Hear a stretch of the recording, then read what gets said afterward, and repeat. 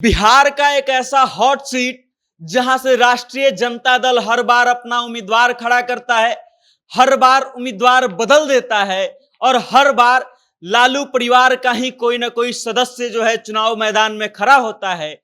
और जब जब लालू परिवार का कोई सदस्य चुनाव मैदान में उतरा है, उसको करारी हार मिली है। इस हॉट सीट के बारे में हम आपको बताएंगे और बताएंगे कि इस हॉट सीट पर कौन कौन लालू परिवार का सदस्य अब तक चुनाव लड़ चुका है और किससे बार बार हार जाता है।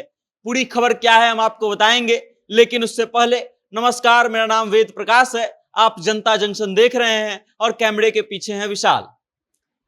दरअसल वो हॉट सीट है सारण लोकसभा सीट।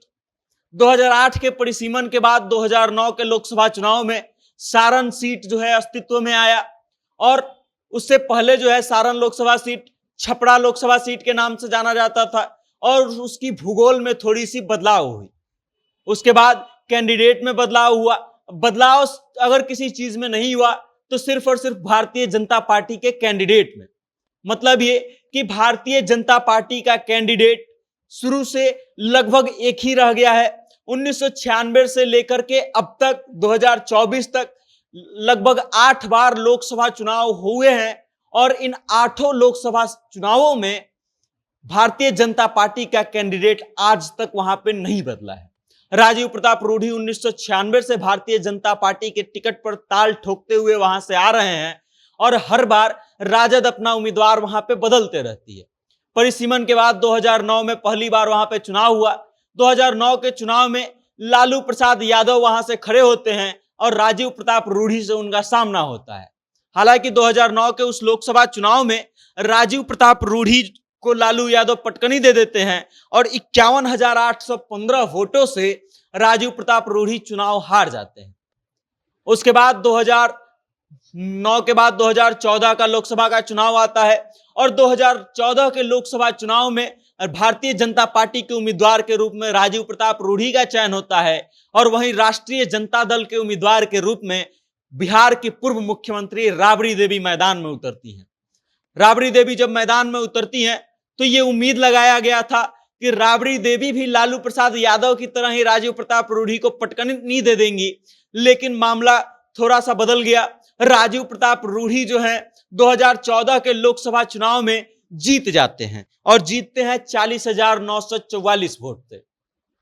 लालू परिवार का ये सीट जो है लगातार उनके परिवार वालों को और उनके रिश्तेदारों को ही मिलता रहा। 2014 के बाद 2019 का लोकसभा चुनाव आता है। राजीव प्रताप रूढ़ी भारतीय जनता पार्टी के टिकट पर ताल ठोकते हैं और सामने से लालू प्रसाद यादव के समधी और तेज प्रताप यादव के ससुर जी चंद्रिका राय जो है मैदान में उतरते हैं।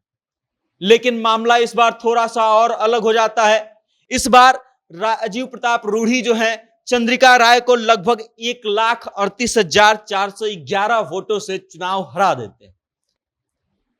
जब से परिसीमन के बाद से चुनाव हुआ है, हर बार लालू प्रसाद यादव का परिवार ही वहां पर उतरा है।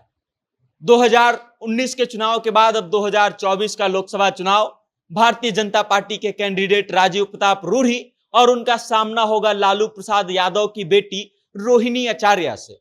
वो रोहिणी आचार्य जो अब तक सिंगापुर में थी और अब जो है राजीव प्रताप रूढ़ी के विपक्ष में लालू प्रसाद यादव उनको टिकट दे दिए हैं और इस बार मामला जो है थोड़ा सा पेचीदा हो रहा है। इस बार जो लड़ाई है वो टक्कर की मानी जा रही है और ये कहना मुश्किल है कि कौन भारी पड़ेगा।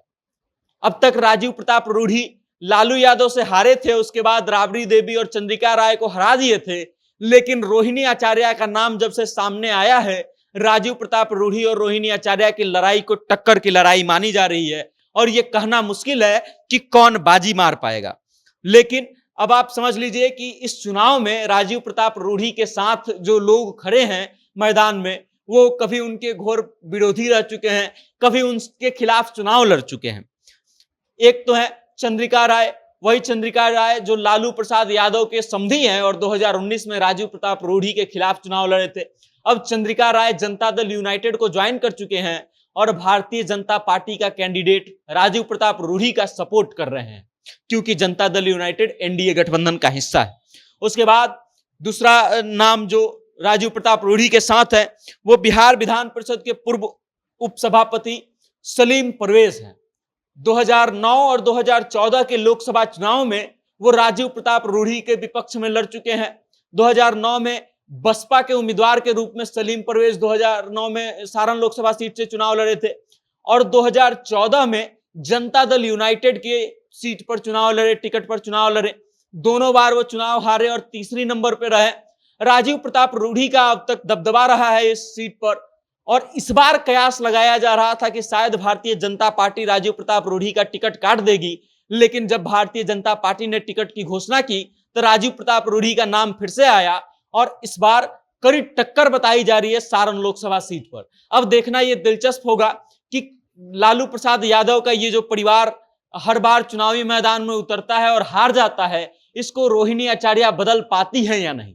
बाकी इस चीज को लेकर के आप क्या सोचते हैं, इस लोकसभा सीट को लेकर के आप क्या सोचते हैं, आपकी क्या राय है, कमेंट के माध्यम से अपना विचार हम तक जरूर भेजिएगा और देखते रहिएगा जनता जंक्शन। बहुत बहुत धन्यवाद।